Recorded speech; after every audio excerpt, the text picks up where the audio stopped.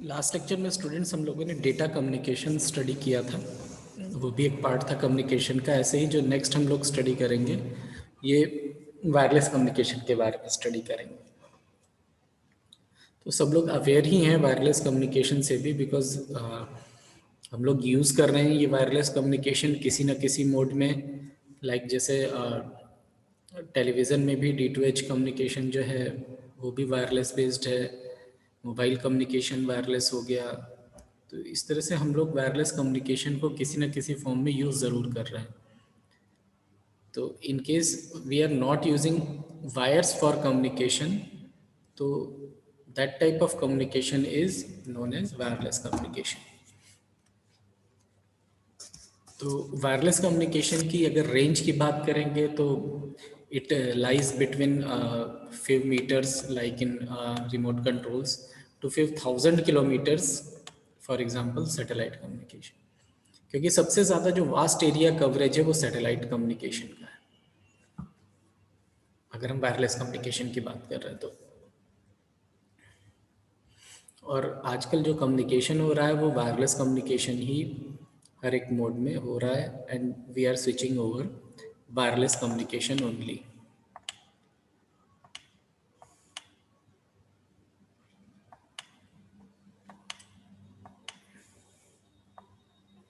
और wireless communication की ज़रूरत क्यों पड़ी, ये आप लोग थोड़ा सा अगर सोचेंगे इस बारे में तो आप लोग खुद ही इस चीज़ का अंदाज़ा लगा लेंगे कि वायरलेस कम्युनिकेशन की ज़रूरत क्यों पड़ी या क्यों हम वायरलेस को ही प्रेफर कर रहे हैं।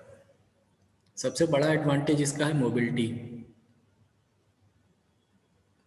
क्योंकि वायरलेस कम्युनिकेशन ही एक ऐसा कम्युनिकेशन है जिसमें कि ये हमें फ्लेक्सिबिलिटी प्रोवाइड कराता है फॉर मोबिलिटी। हम लोग मोबाइल फ़ोन्स यूज़ करते हैं और भरपूर मोबिलिटी का यूज़ करते हैं, एक जगह से दूसरी जगह जाते रहते हैं एंड कम्युनिकेशन भी होता रहता है विदाउट इंटरप्शन। इसके अलावा और भी बहुत सारे बेनिफिट्स हैं जो थोड़े से टेक्निकल बेनिफिट्स हैं, जैसे कि इंफ्रास्ट्रक्चर की बात करें तो बहुत हैवी इंफ्रास्ट्रक्चर डेवलप करने की ज़रूरत नहीं पड़ती है वायरलेस कम्युनिकेशन में। अगर वायर्ड कम्युनिकेशन की बात करें तो हम लोगों को केबलिंग करनी पड़ती है हर एक पॉइंट से नेक्स्ट पॉइंट तक, तो जितने भी ट्रांसमीटर रिसीवर हैं तो ऑल ओवर जितना भी कम्युनिकेशन है वायर्ड के केस में सब इंफ्रास्ट्रक्चर बेस्ड है, सब में केबलिंग की ज़रूरत पड़ती है। और केबलिंग के केस में एक तो ये केबल नेटवर्क को जो है प्रोवाइड कराना, इसका सेटअप करना, इंस्टॉल करना कॉस्टली और डिफ़िकल्ट होता है, साथ ही साथ इसका मेंटेनेंस भी बहुत डिफ़िकल्ट है।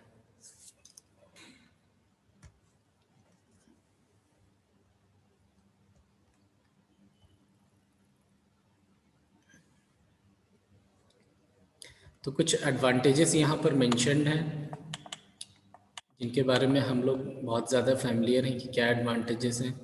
कॉस्ट, बिकॉज इंस्टॉलेशन की ज़रूरत नहीं है। मोबिलिटी, हम लोग एक पॉइंट से दूसरे पॉइंट तक ईजिली मूव कर सकते हैं and we are always connected to network. Installation easy हो जाता है इसका, साथ ही साथ नेटवर्क रिलायबल भी है क्योंकि हमें किसी केबल नेटवर्क्स या वायर्स पर रिलाई नहीं करना होता है। तो इसीलिए अगर हम फेलियर के चांसेस की बात करें तो वो भी इसमें मिनिमम होते हैं।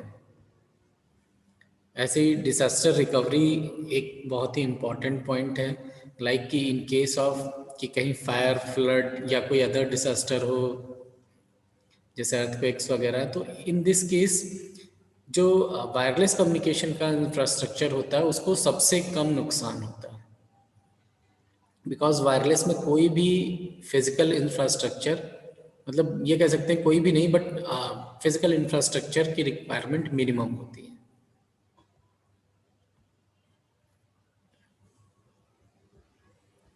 तो ये तो कुछ एडवांटेजेस हो गए। ऐसे ही अगर डिसएडवांटेजेस की बात करें तो there always exist some disadvantages in each,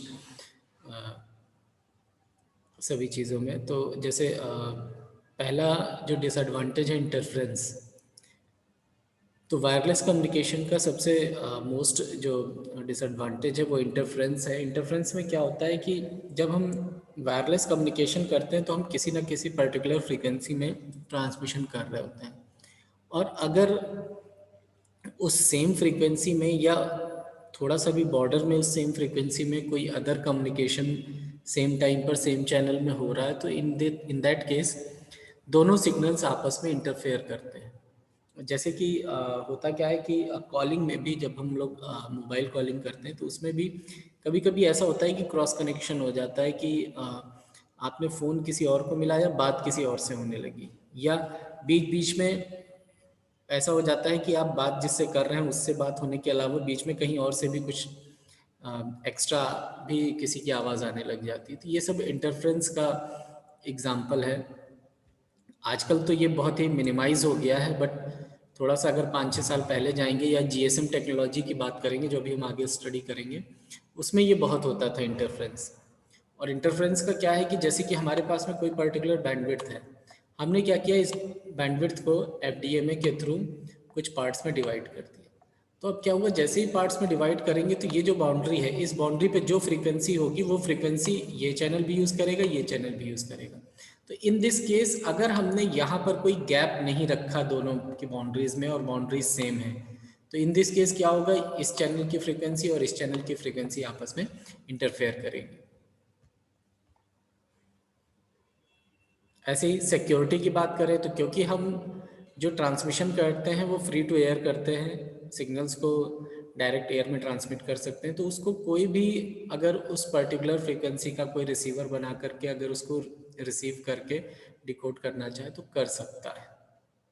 ऐसे ही हेल्थ कंसर्न्स भी हैं। सब लोग जानते हैं कि ये जो मोबाइल फ़ोन्स हो गए या जितनी भी वायरलेस डिवाइसेस हैं, इनमें रेडिएशन होता है और ये रेडिएशन ह्यूमन बीइंग के लिए हार्मफुल है। इसके बाद हम वायरलेस कम्युनिकेशन के जनरल मॉडल यानी ब्लॉक डायग्राम की बात करेंगे कि इसमें क्या क्या ब्लॉक्स होते हैं। तो अगर हम ब्लॉक डायग्राम की बात कर रहे हैं तो जैसे कि पहले भी कम्युनिकेशन का ब्लॉक डायग्राम हम लोगों ने स्टडी किया, तो जो सोर्स है हमारे पास में, सोर्स इंफॉर्मेशन यानी वो चीज़ जिसको कि हमें ट्रांसमिट करना है, the most important thing is information to be transmitted. तो किसी सोर्स से हमें ये इंफॉर्मेशन मिलती है। इंफॉर्मेशन जनरेट होने के बाद में फिर इसको क्या करते हैं, सोर्स में ही एनकोडिंग की जाती है, फिर इसका एनक्रिप्शन होता है, फिर अगर हमें जिस भी चैनल में इसको ट्रांसमिट करना है तो चैनल एनकोडिंग करते हैं, फिर मॉड्यूलेशन करते हैं। वायरलेस में डिजिटल मॉड्यूलेशन यूज़ होता है, तो यहाँ पर कोई ना कोई डिजिटल मॉड्यूलेशन टेक्निक यूज़ होगी डिपेंडिंग अपॉन कि कौन सा वायरलेस कम्युनिकेशन हो रहा है। इसके बाद फिर मल्टीप्लेक्सिंग की जाती है, क्योंकि चैनल हमारे पास लिमिटेड है, फ्रीक्वेंसी बैंड लिमिटेड है, तो हम क्या मल्टीप्लेक्सिंग करेंगे, टाइम डिवीज़न, फ्रीक्वेंसी डिवीज़न या फिर कोड डिवीज़न या सबका मिक्सचर, तो वो यहाँ पर डिसाइड होता है डिपेंडिंग अपॉन टेक्नोलॉजी। इसके बाद फिर यहाँ पर से हम एक एंटीना के थ्रू सिग्नल को एयर में ट्रांसमिट कर देते हैं और ये एक रिसीवर के पास रिसीव होता है जाकर के, और रिसीवर पे फिर जस्ट रिवर्स ऑपरेशन स्टार्ट हो जाते हैं। लास्ट में मल्टीप्लेक्सिंग की थी तो सबसे पहला काम यहाँ डिमल्टीप्लेक्सिंग होगा। सेकंड लास्ट यहाँ मॉड्यूलेशन हुआ था तो यहाँ पर सेकंड डिमॉड्यूलेशन होगा। ऐसे ही चैनल डिकोडिंग होगी, फिर डिक्रिप्ट किया जाएगा, फिर सोर्स डिकोड किया जाएगा, उसके बाद हमें जाकर के ओरिजिनल इन्फॉर्मेशन यहाँ पर रिसीव होगी। ब्लॉक डायग्राम जितने भी हम लोग यहाँ कम्युनिकेशन सिस्टम पढ़ रहे हैं सभी के इम्पॉर्टेंट हैं, क्योंकि ब्लॉक डायग्राम बहुत ज़्यादा पूछा जाता है। हर एक ब्लॉक को डिटेल में एक्सप्लेन करना, डिटेलिंग भी यहाँ पर गिवन है। अगर हम different type of wireless communication की बात करें तो कौन कौन से वायरलेस कम्युनिकेशन आजकल यूज़ हो रहे हैं, television and radio broadcasting, satellite communication, radar communication, radar technology में यूज़ होता है, और मोस्ट इम्पॉर्टेंट सेलुलर कम्युनिकेशन जो हम लोग यूज़ कर रहे हैं, जीपीएस ग्लोबल पोजिशनिंग सिस्टम, ये भी टेक्नोलॉजी हम लोग मोबाइल फ़ोन्स में बहुत फ्रिक्वेंटली यूज़ करते हैं। ऐसे ही इंफ्रारेड कम्युनिकेशन है जो हम लोगों के रिमोट कंट्रोल्स में सबसे ज़्यादा यूज़ होता है। फिर वाईफाई, वाईफाई को हम लोग डेटा ट्रांसफ़र के लिए यूज़ करते हैं मोबाइल्स में, लैपटॉप्स में या अदर डिवाइसेस में। आजकल कैमरों में भी वाईफाई टेक्नोलॉजी आ गई है।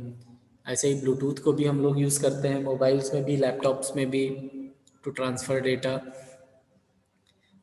पेजिंग सिस्टम, ये पेजर डिवाइसेस के बारे में शायद आप लोगों ने इसका नाम सुना हो। ये टेक्नोलॉजी ऑलमोस्ट ऑब्सोलीट हो गई है, क्योंकि जो पेजिंग डिवाइसेस हुआ करती थी उस टाइम पर जो है सिर्फ और सिर्फ टेक्स्ट मैसेजेस सेंड करने के लिए पेजर्स का यूज़ होता था, और जो टेक्स्ट लिखते थे उसकी भी लिमिटेशन होती थी कि इतने ही वर्ड्स का, इतने ही अल्फ़ाबेट्स का हम लिख सकते हैं। तो इम्पॉर्टेंट जो मैसेजेस होते थे वो मैसेजेस इस पेजिंग सिस्टम के थ्रू भेजे जाते थे। तो ये टेक्नोलॉजी ऑब्सलीट हो गई है। ऐसे ही कॉर्डलेस फ़ोन भी ऑलमोस्ट ऑब्सलीट हो गया है, क्योंकि जो लैंडलाइन फ़ोन्स होते थे वही अब बहुत कम हो गए हैं, और लैंडलाइन फ़ोन्स में ही कॉर्डलेस फ़ोन यूज़ किया जाता था। ये कॉर्डलेस फ़ोन में क्या होता था कि कॉर्ड नहीं होती थी, ये भी मोबाइल की तरह ही होता था, बट इसकी रेंज बहुत लिमिटेड होती थी। आप एक रूम से दूसरे रूम तक जा सकते हैं, बट उससे ज़्यादा आप रिसीवर से दूर नहीं हो सकते हैं। ऐसे ही RFID जो रेडियो फ्रिक्वेंसी आइडेंटिफिकेशन है, ये वायरलेस कम्युनिकेशन में ही यूज़ होता है।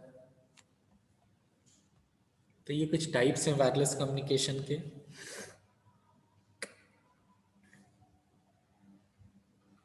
एवोल्यूशन पढ़ने की ज़रूरत नहीं है, आप लोग देखेंगे तो आप लोग थोड़ा सा आइडिया लगा लेंगे कि जैसे इनिशियली अगर बात करें तो रेडियो टेलीविज़न कम्युनिकेशन होता था। रेंज अराउंड 100 मीटर थी, जो सबसे पहले जो एक तरह से कह सकते हैं कि इन्वेंशन जो हुआ था 1874 में साइंटिस्ट मार्कोनी, इन्होंने क्या किया था, कुछ एक्सपेरिमेंट किए थे सिग्नल्स को सेंड करने के लिए with the help of EM waves, जो कि हम लोग यूज़ करते हैं वायरलेस ट्रांसमिशन में। तो इन्होंने शॉर्ट डिस्टेंस के लिए यूज़ किया था और 100 मीटर तक डेटा को ट्रांसमिट किया था। इसके बाद फिर धीरे धीरे जो है यही टेक्नोलॉजी इन्हेंस होती गई, और इन्हेंस होने के बाद में धीरे धीरे अदर मोड ऑफ कम्युनिकेशंस भी आ गए, जैसे रेडियो कम्युनिकेशन आया, सैटेलाइट कम्युनिकेशन आया, और फिर wireless and mobile communication. Wireless and mobile communication सबसे ज़्यादा एडवांटेजियस है और सबसे ज़्यादा यूज़ होने वाली टेक्नोलॉजी है। और इस टेक्नोलॉजी में फिर फर्दर जो भी एडवांसमेंट हुए वो फिर इसी टेक्नोलॉजी में हुए, जैसे कि 2G हुआ, 3G हुआ, 4G हुआ, 5G हुआ, ये सारी टेक्नोलॉजीज़ धीरे धीरे बढ़ती गई। एंड जैसे जैसे टेक्नोलॉजी बढ़ी वैसे वैसे सर्विसेज इन्हेंस होती गई, स्पीड इन्हेंस होती गई, डेटा ट्रांसफ़र रेट इन्हेंस होता गया, और अकॉर्डिंगली इनके नेम्स पढ़ते गए। इसके बाद फिर एक टेक्नोलॉजी है GPRS, general packet radio services. तो ये इनिशियली जब 3G वगैरह था, GSM था, उस समय ये टेक्नोलॉजी यूज़ होती थी।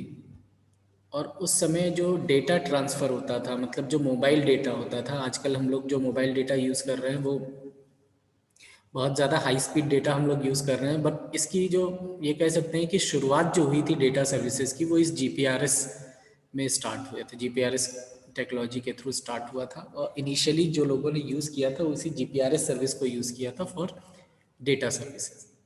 डेटा सर्विसेज का मतलब हो गया कि जब इनिशियली जब ये सर्विस आई थी तो उस समय जो टेक्स्ट होते थे या ग्राफिक्स हो गए या बहुत ही स्मॉल इमेज या बहुत ही स्मॉल वीडियोस हो गए, ये ट्रांसमिट किए जाते थे, और इनको भी ट्रांसमिट करने के लिए कोई अदर मोड नहीं था, जैसे आजकल हम लोग डिफरेंट डिफरेंट ऐप्स यूज़ कर रहे हैं, व्हाट्सअप, फेसबुक।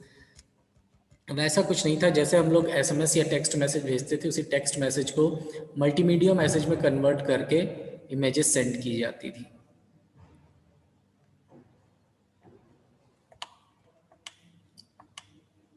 स्पीड जो होती थी वो इतनी कम होती थी, जैसे कि देखिए यहाँ पर गिवन है 14.4 kbps से लेकर के 115 kbps।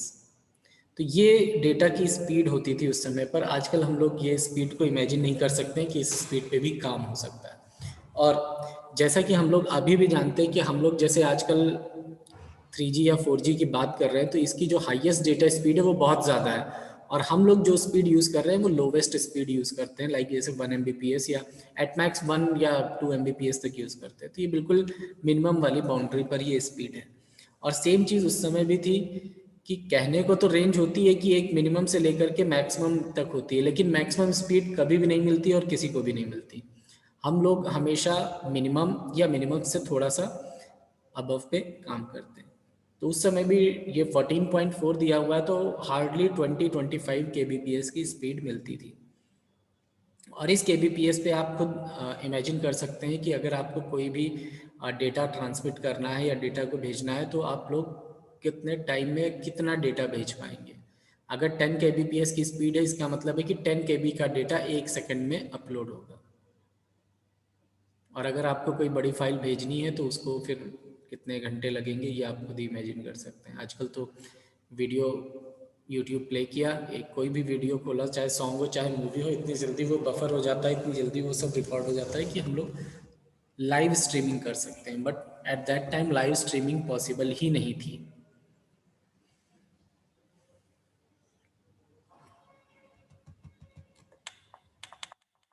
के बाद फिर जैसे जब जीएसएम में और एडवांसमेंट हुए तो जीएसएम में कुछ एक्स्ट्रा फीचर्स इन्हेंस हुए, जैसे कि हायर बैंडविड्थ हो गई, हायर डेटा स्पीड्स हो गई, और most important second point, seamless immediate and continuous connection to the internet always online.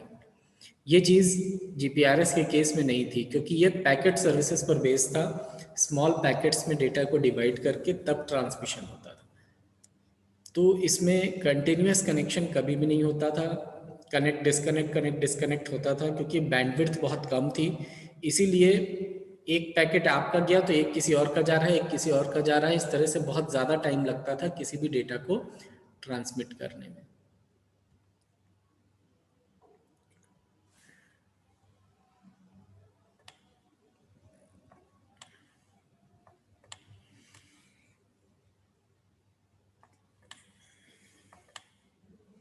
GPRS पे शॉर्ट नोट तैयार कर लीजिएगा, बस इतना ही पूछा जाएगा आपसे।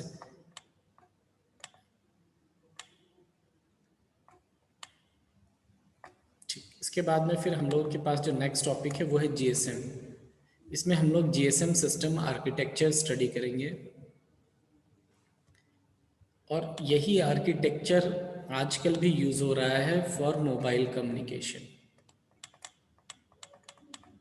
ये आप लोगों के सिलेबस में आ गया है, अदरवाइज इसको सिर्फ और सिर्फ इलेक्ट्रॉनिक्स ब्रांच के लोग फाइनल ईयर में जाकर के स्टडी करते थे। बट आप लोगों को इसका हम बहुत ही ब्रीफ में वर्किंग एक्सप्लेन कर दे रहे हैं कि किस तरह से वर्क होता है और कौन कौन से ब्लॉक का क्या मतलब है।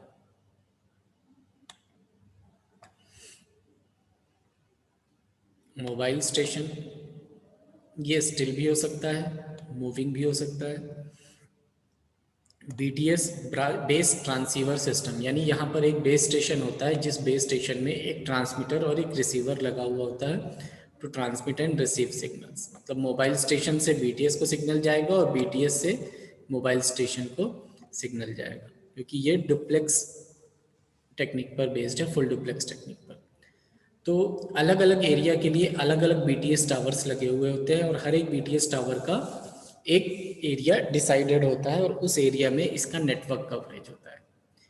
इसीलिए कभी कभी जैसे कि हम लोग किसी पर्टिकुलर टावर से डिस्टेंस जैसे जैसे बढ़ती है, वैसे वैसे उसके सिग्नल्स वीक होने लगते हैं, बिकॉज हर एक टावर का एक पर्टिकुलर एरिया होता है। और उसके बाद में एक ऐसे पॉइंट आता है जिस पॉइंट पे आपको दोनों टावर्स के सिग्नल मिलेंगे। अगर आप कभी भी मोबाइल में मैनुअल सर्च करिए एंटीना को, सिग्नल को, तो मैनुअल सर्च करने पे हो सकता है कि शायद अब आप लोगों को अभी भी दिख रहा है कि नहीं दिख रहा है, बट पहले ये चीज़ होती थी कि आप जब भी मोबाइल में मैनुअल सर्च करेंगे आपको कभी कभी डिफरेंट डिफरेंट टावर्स शो करेंगे कि आप किससे कनेक्ट कर सकते हैं। क्योंकि पहले ये प्रॉब्लम हुआ करती थी कि कभी कभी एक टावर से आप कनेक्टेड हैं और उसमें सिग्नल नहीं आ रहे हैं, और उसी टाइम पर दूसरा टावर अगर एक्टिवेटेड है उसमें कनेक्ट हो जाइए तो उसमें सिग्नल आ रहे होंगे।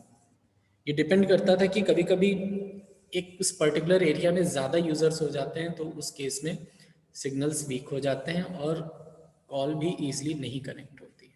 तो उस टाइम पर लोग मैनुअल सिलेक्शन करते थे टावर का। तो ये तो बेस ट्रांसीवर सिस्टम हो गया, सॉरी हाँ, बेस ट्रांसीवर सिस्टम। अब उसके पास में फिर एक पर्टिकुलर जो भी टावर्स हैं वो एक सेंटर स्टेशन से कनेक्टेड होते हैं जिसे कि बीएससी बोलते हैं, बेस स्विचिंग सेंटर। मीन्स कि कोई भी कॉल का अगर ट्रांसफ़र करना है तो कॉल को किस तरह से ट्रांसफ़र करना है एक टावर से दूसरे टावर, ये काम जो है बेस स्विचिंग सेंटर का होता है। इसी तरह से सेवरल बीएससीज होती हैं, जिस तरह से सेवरल बीटीएस कनेक्ट होते हैं एक बीएससी से, वैसे ही सेवरल बीएससीज जो हैं वो कनेक्टेड होती हैं एक एमएससी से, मेन स्विचिंग सिस्टम, ये मेन स्विचिंग सेंटर जो होता है। और ये जो मेन स्विचिंग सेंटर होता है, इस मेन स्विचिंग सेंटर के कुछ और भी पार्ट्स होते हैं जिससे ये कनेक्टेड होता है। जैसे कि एक PSTN नेटवर्क है, उससे ये कनेक्टेड है, एक ISDN नेटवर्क है और एक डेटा नेटवर्क इनसे कनेक्टेड है। अब हम अगर अपने मोबाइल फ़ोन से किसी लैंडलाइन नंबर को कॉल मिला रहे हैं तो भी लैंडलाइन नेटवर्क पे कॉल जा रही है। इट मीन्स कि ये जो मोबाइल नेटवर्क है, ये complete mobile network, this mobile network is also connected to public switch telephone network, क्योंकि अगर इसका इससे इंटरकनेक्शन नहीं है तो आप मोबाइल से लैंडलाइन में कॉल नहीं कर सकते। सिमिलरली डेटा नेटवर्क से भी कनेक्टिविटी, ISDN से कनेक्टिविटी है, मीन्स कि हम इंटरनेट कॉल भी कर सकते हैं मोबाइल पर। तो ये सारी फैसिलिटी इसीलिए अवेलेबल है कि all these networks are connected to this MSC। अब इस MSC में कुछ अदर रजिस्टर्स भी होते हैं और एक ये मेंटेनेंस सिस्टम होता है जिसे कि ऑपरेशन मैनेजमेंट सिस्टम कहते हैं। ऑपरेशन मैनेजमेंट सिस्टम का सेंटर का काम क्या है कि ये जितने भी ऑपरेशंस होते हैं उनको मैनेज करता है ये। इसके बाद इसमें कुछ रजिस्टर्स होते हैं जिसमें कि एक HLR है, एक VLR है, एक AUC है। HLR का मतलब हो गया होम लोकेशन रजिस्टर, VLR का मतलब हो गया विजिटर लोकेशन रजिस्टर और AUC का मतलब हो गया ऑथेंटिकेशन सेंटर।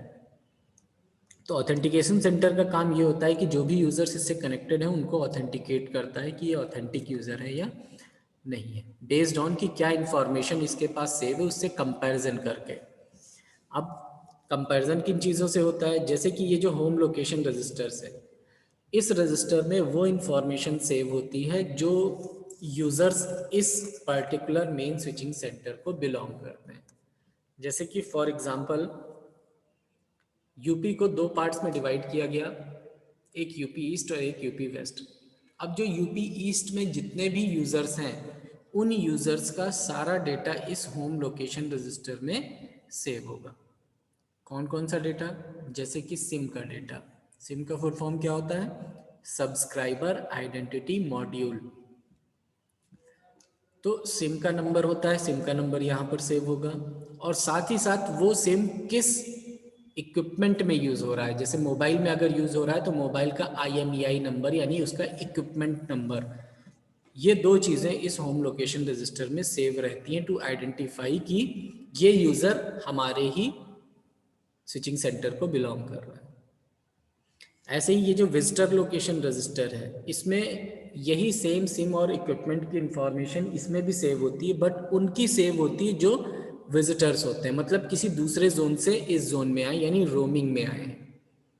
तो ये रोमिंग कहाँ से आइडेंटिफाई होती है, वो यहीं से आइडेंटिफाई होती है कि अगर डेटा होम लोकेशन में सेव है इट मीन्स आप अपने होम नेटवर्क में हैं, और अगर होम नेटवर्क में डेटा नहीं है तो उस डेटा को फिर वो विजिटर लोकेशन रजिस्टर में सेव करता है और वो रोमिंग पे वर्क करता है, उस पर रोमिंग दिखाई पड़ती है।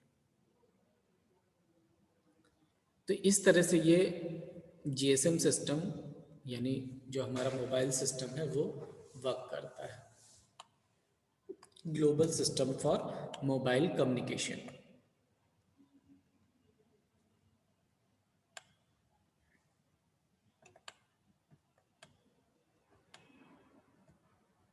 क्योंकि जब भी आपसे इस तरह का कोई भी ब्लॉक डायग्राम या कुछ भी पूछा जाएगा तो आपको हमेशा इस डायग्राम को बना करके इसके सभी पार्ट्स को एक्सप्लेन करना होगा। ये भी आएगा, इसमें भी आपको सभी चीज़ों को एक्सप्लेन करना होगा कि जैसे कि ये जो मोबाइल स्टेशन है ये क्या है, BTS क्या होता है, BSC क्या है, MSC क्या है, HLR, VLR, AUC, ये सब चीज़ें क्या है, इनको आपको दो दो तीन तीन लाइन में एक्सप्लेन करना होगा कि इनका क्या मतलब है, ये ब्लॉक क्या वर्क कर रहा है। इसके बाद में एक CDMA टेक्नोलॉजी है, इससे पहले भी हम लोगों ने कई बार इसके बारे में डिस्कस किया था। तो this technology is based on direct sequence spread spectrum technology. इस टेक्नोलॉजी में क्या होता है कि हर एक यूज़र को एक पर्टिकुलर कोड असाइन किया जाता है फॉर डेटा ट्रांसफ़र, और ये जो सीक्वेंस होता है, ये जो कोड होता है, ये कोड रैंडमली जनरेटेड कोड्स होते हैं और इनको जनरेट करने के लिए एक प्रॉपर सर्किट डिज़ाइन किया जाता है जिनके थ्रू इस कोड को जनरेट किया जाता है। इसे शॉर्ट में आपको कहीं पर भी मिलेगा तो DSSS के फॉर्म में मिलेगा, ये डायरेक्ट सीक्वेंस स्प्रेड स्पेक्ट्रम।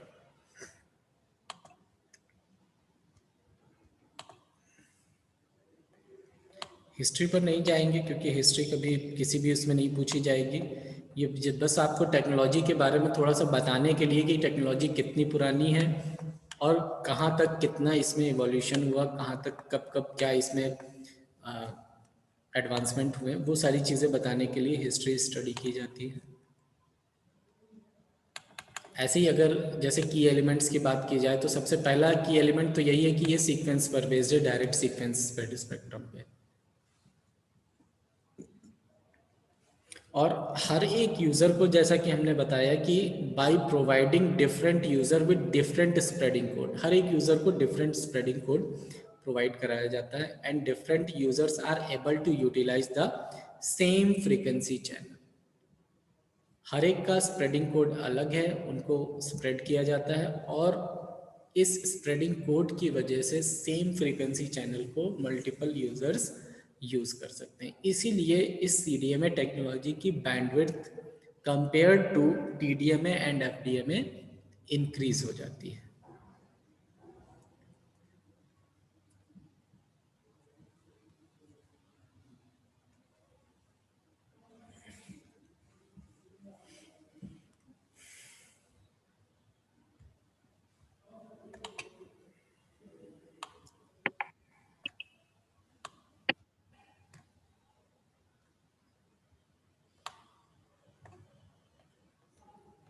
ठीक, देखिए जैसा हमने बताया आपको, use of wide bandwidth enhance हो गई, स्प्रेडिंग कोड का यूज़ हो रहा है और इसी स्प्रेडिंग कोड के यूज़ की वजह से इसका लेवल ऑफ सिक्योरिटी हाई होता है कंपेयर टू अदर टेक्निक्स, क्योंकि ये रैंडमली जनरेटेड कोड होते हैं और इनको डिकोड करना पॉसिबल नहीं होता, इसीलिए इसमें सिक्योरिटी बहुत हाई लेवल की है और मल्टीपल एक्सेस भी है, क्योंकि हमने अभी ये डिस्कस किया कि स्प्रेडिंग कोड्स का यूज़ हो रहा है जिसकी वजह से different users same frequency band को यूज़ कर सकते हैं। इसी वजह से यहाँ पर जो मल्टीपल एक्सेस की हम लोग बात कर रहे हैं वो अदर टेक्निक से ज़्यादा मल्टीपल एक्सेस होता है, मीन्स ज़्यादा यूज़र्स सेम टाइम पे सेम फ्रीक्वेंसी को यूज़ कर सकते हैं।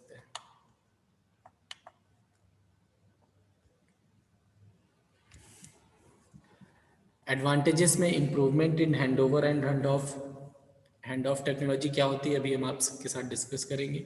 और जब मल्टीपल यूज़र सेम चैनल को यूज़ कर रहे हैं इसीलिए इसकी कैपेसिटी भी इन्हेंस हो जाती है, इंक्रीज हो जाती है। कैपेसिटी का मतलब यही है कि कितने यूज़र्स एक टाइम पर किसी पर्टिकुलर टेक्नोलॉजी को यूज़ कर पा रहे हैं। अब हम लोग हैंड ऑफ का मतलब समझते हैं। हैंड ऑफ का मतलब क्या है कि जैसे कि मान लीजिए कि हम किसी मोबाइल नेटवर्क की बात कर रहे हैं,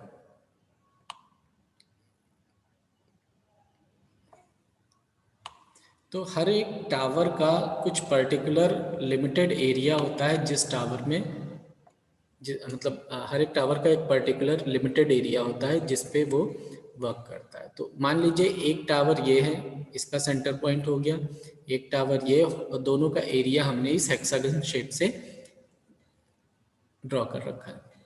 तो क्या होगा, जो यूज़र इस पॉइंट पर होगा वो यूज़र को दोनों ही एंटीना के सिग्नल मिल रहे होंगे। और कोई यूज़र अगर इस पॉइंट पर है और हम क्योंकि मोबाइल यूज़र्स की बात कर रहे हैं, मोबाइल स्टेशन की, तो ये यूज़र इस एंटीना से कनेक्टेड होगा और इन केस ये यूज़र मूव करके इस एरिया में आ जाता है और in the same time mobile user antenna से कनेक्टेड है और कोई कॉल पर है, तो उस केस में क्या होगा, जैसे ही ये इस एरिया में पहुंचेगा इसका सिग्नल वीक हो जाएगा और वीक होगा तो इन बैकग्राउंड क्या होगा कि ये मोबाइल स्टेशन जो है वो इससे डिस्कनेक्ट होकर के इस वाले एंटीना से कनेक्ट होगा और इस डिस्कनेक्शन में और कनेक्शन में जो भी टाइम लगेगा ये टाइम मिनिमम होना चाहिए एंड कॉल डिस्कनेक्ट नहीं होनी चाहिए। इस चीज़ को हैंड ऑफ कहते हैं कि यूज़र एक एरिया से दूसरे एरिया में मूव किया विदाउट डिस्कनेक्शन ऑफ कॉल, तो इसको कहते हैं कि प्रॉपर हैंड ऑफ कंप्लीट हो गया, और अगर कॉल ड्रॉप हो गई तो it means hand of process complete नहीं हुआ। ठीक, तो हैंड ऑफ हो गया। अब ये जो टावर्स होते हैं मोबाइल नेटवर्क्स के, इन टावर्स में हमने ये हेक्सागन जो शेप बनाया हुआ है, इसी हेक्सागन शेप में ही कवरेज होता है हर एक टावर का। कोई दूसरा सिस्टम नहीं यूज़ किया जाता है, जैसे सर्कल हो गया या रेक्टेंगल हो गया या कोई अदर शेप नहीं यूज़ किया जाता है।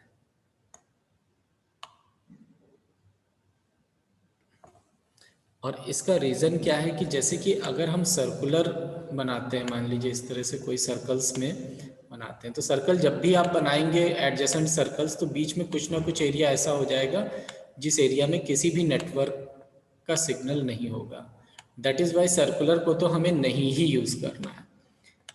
लेकिन रेक्टेंगल और स्क्वायर को भी नहीं यूज़ करते हैं, जस्ट बिकॉज कि अगर हम सेम रेडियस के लिए एरिया कवरेज देखें तो हेक्सागन सबसे ज़्यादा एरिया कवरेज प्रोवाइड कराता है, और ये मैथमेटिकली प्रूव किया जा चुका है। इसलिए जितने भी मोबाइल नेटवर्क्स हैं, तो हर एक जो ये सेल्स हैं, ये सेल्स हेक्सागन शेप में होते हैं। एंड इन हेक्सागन शेप्स में एक और कॉन्सेप्ट यूज होता है, इंपॉर्टेंट कॉन्सेप्ट, जिसको कि कहते हैं फ्रीक्वेंसी रीयूज कॉन्सेप्ट।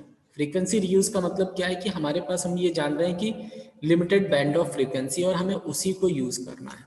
और अगर ये सारे जितने भी सेल्स हैं, जैसे कि हमने बताया कि अगर ये और ये जितने भी सेल्स हैं, ये सब अगर सेम फ्रीक्वेंसी पे वर्क करेंगे तो इंटरफ्रेंस होगा।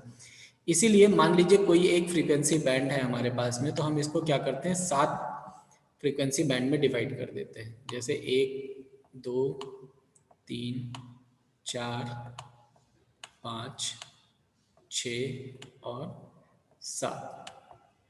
अब इसके बाद में ये जैसे 7 का पैटर्न बन गया, अगला 7 का पैटर्न इधर कहीं पर होगा, ऐसे ही अगला 7 का पैटर्न इधर होगा, इधर भी 7 का पैटर्न होगा, इधर भी 7 का पैटर्न होगा।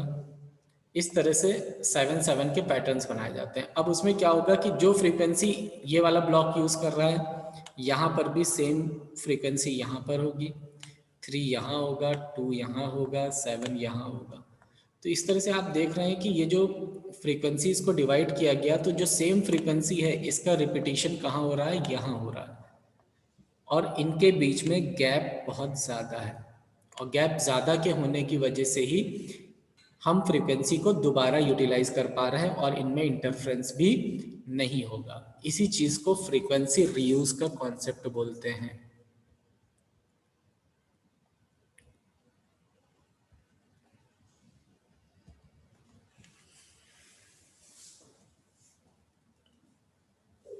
अब आप लोग कुछ पूछना चाहें, अभी तक जो भी बताया है तो आप लोग पूछ लीजिए। अटेंडेंस चैट बॉक्स में मार्क कर दीजिए, कल सिलेबस को बाइंड अप कर देंगे, एंड आप लोगों के और भी जो भी डाउट्स होंगे वो भी कल क्लियर कर लीजिएगा।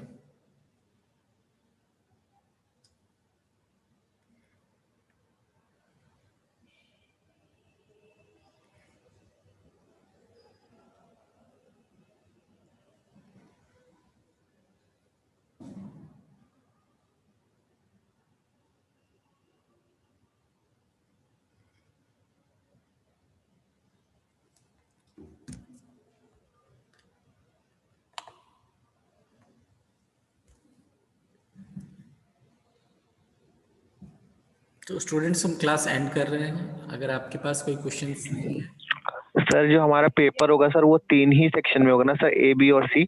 हाँ, 3 सेक्शन में होगा। सेक्शन ए में 2 नंबर के 10 क्वेश्चन, सेक्शन बी में टोटल 5 क्वेश्चन होंगे 10-10 नंबर के, जिसमें से 3 करने होंगे, और ऐसे ही सेक्शन सी होगा। सेक्शन सर जैसे एंड सेम में होता है तो सर उसमें सेट नहीं आते हैं ना, सेट मतलब कि हर पेपर में अलग अलग क्वेश्चन हो? नहीं नहीं नहीं, ऐसा नहीं होता है, सेम पेपर आता है। सर सफल रहता है, ऊपर नीचे रहते हैं क्वेश्चन? नहीं नहीं, कुछ भी नहीं, ना शफल होता है और ना ही सेट अलग अलग होते हैं, एक ही पेपर आता है? एक ही paper. Okay sir, thank you. ठीक, थैंक यू।